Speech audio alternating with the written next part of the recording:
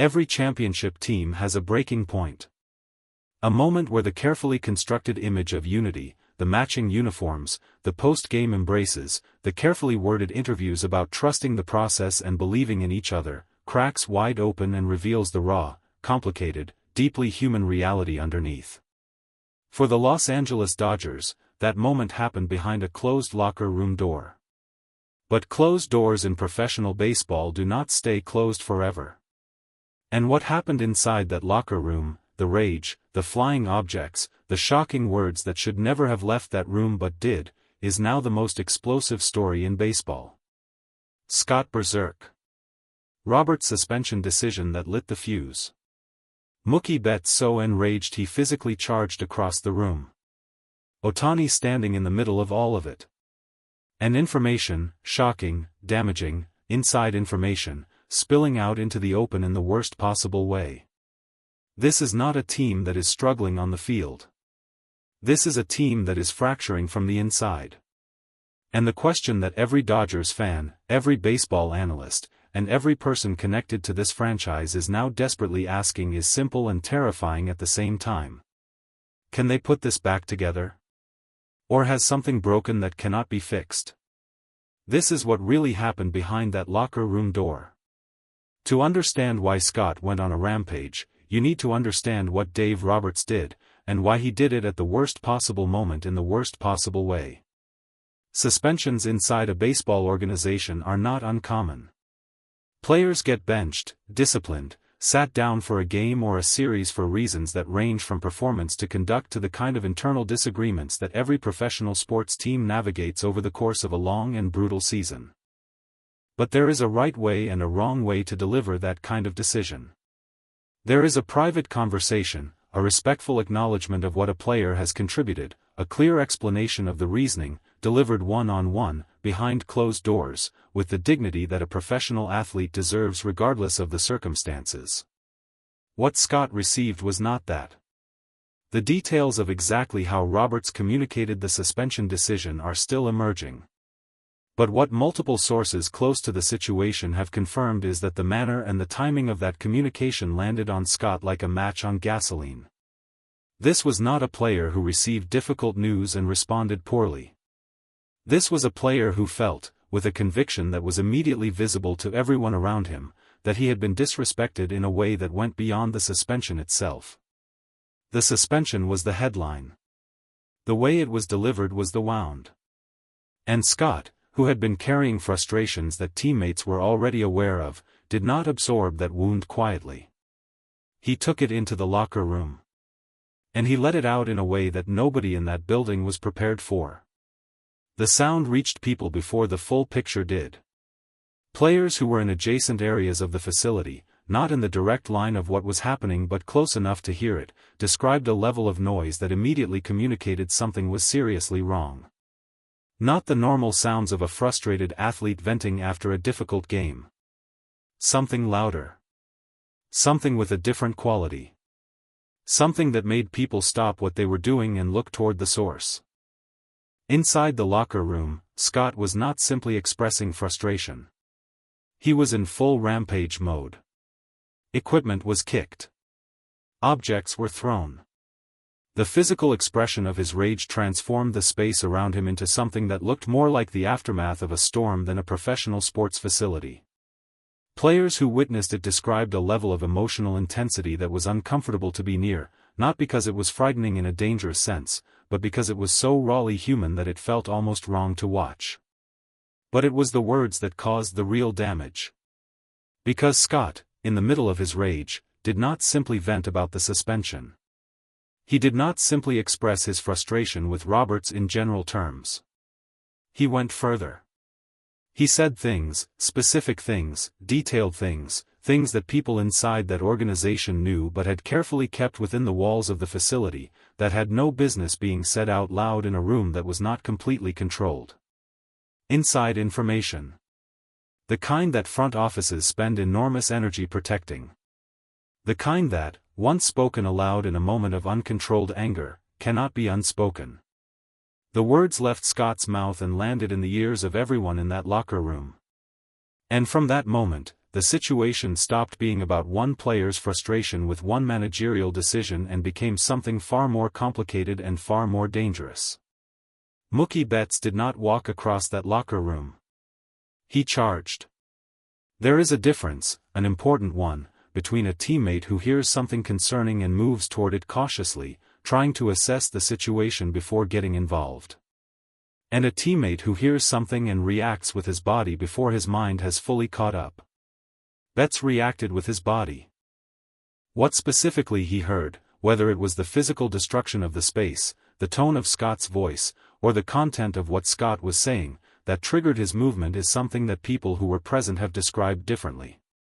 But the unanimity among all accounts is that Betts' response was immediate, visceral, and completely without hesitation. He charged in. And the energy he brought with him was not the energy of a peacemaker. Betts was not crossing that room to calm Scott down. He was crossing that room because something Scott said or did had activated a fury in Betts that matched, and in that moment, possibly exceeded, what Scott himself was feeling. Two of the most important players on the Los Angeles Dodgers roster, standing in their own locker room, facing each other with a heat between them that made everyone else in that space take an involuntary step backward. The near brawl that followed was stopped. But only just. Multiple teammates got between them. Not easily. Not smoothly. It took real effort from multiple people to create enough physical separation that the situation did not escalate to the point of no return. The voices trying to pull them apart were competing with the voices of two men who were both, in that moment, absolutely certain that they were right. When two players of that stature, on a team carrying those expectations, reach that point inside their own facility, it is not a minor incident that gets managed quietly and forgotten by the next morning.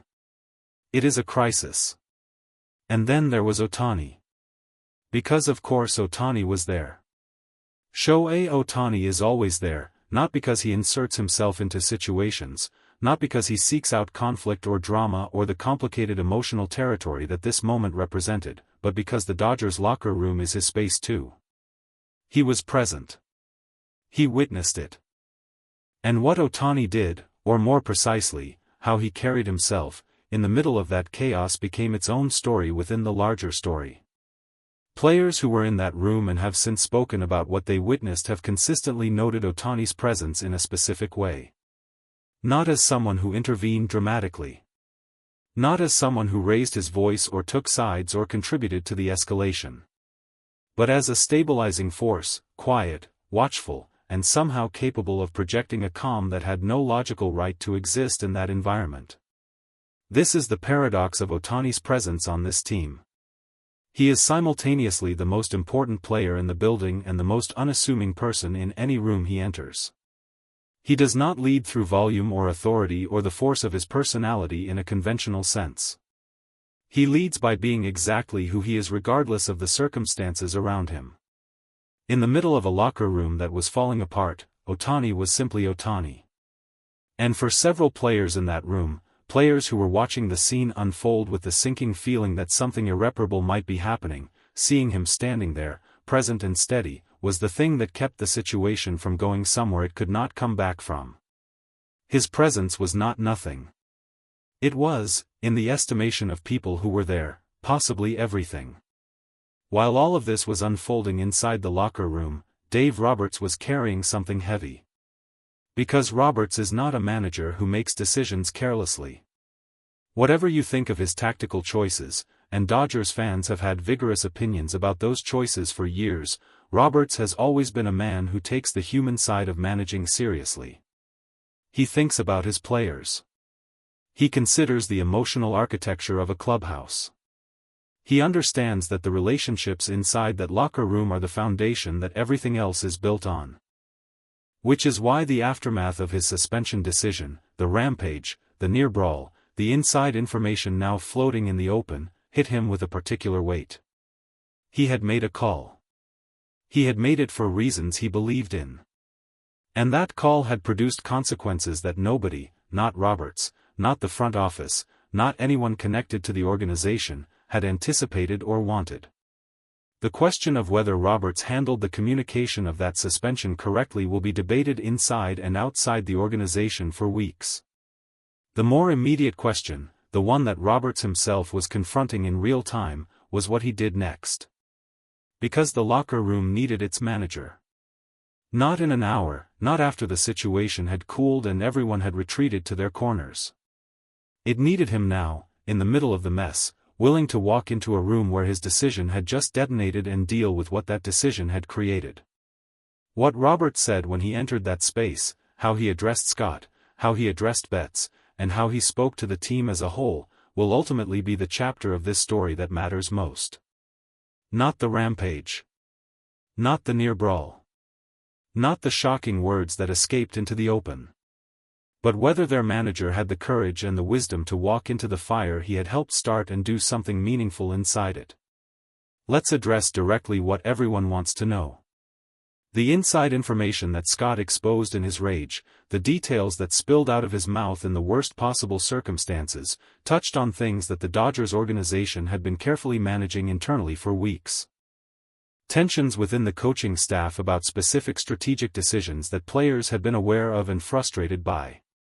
Questions about how certain roster decisions were being made and whether the input of veteran players was genuinely being considered or simply acknowledged and then ignored. Specific incidents from earlier in the season that had been officially resolved but had never been emotionally resolved for the players involved. And deeper than all of that, questions about trust.